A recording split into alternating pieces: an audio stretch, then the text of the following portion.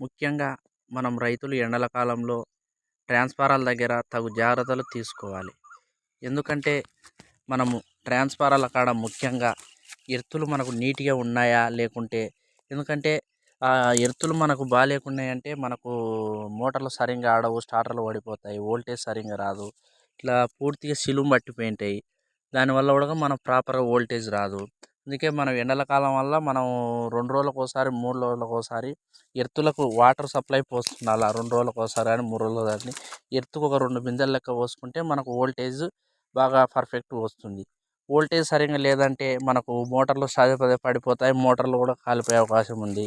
Current పోయి రావడాన transformer కూడా దెబ్బతినే అవకాశం ఉంది. ముఖ్యంగా ట్రాన్స్ఫారం చుట్టూరు కూడా నీట్‌గా ఉన్నాయా లేదా అది కూడా చెక్ చేసుకోవాలి.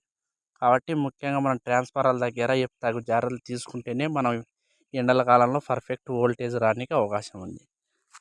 ప్రతి ఎర్త్ చుట్టూరు మనం నీట్‌గా చేసుకొని 2 రోజులకోసారి, 3 రోజులకోసారి ఎర్తులకు నీళ్లు పోసుకుంటే మనం ట్రాన్స్ఫారాలు కూడా పర్ఫెక్ట్ వోల్టేజ్ వస్తాయి.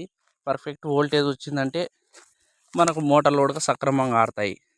మోటార్లు సక్రమంగా ఆడినాయంటే మనకి ఏం ప్రాబ్లం రాదు. ఎందుకంటే ఎండల కాలంలో కరెంట్ పోయి రావడాన మనకు వోల్టేజ్ ప్రాపర్‌గా లేకుంటే మోటార్లు కూడా దెబ్బతినే అవకాశం ఉంది.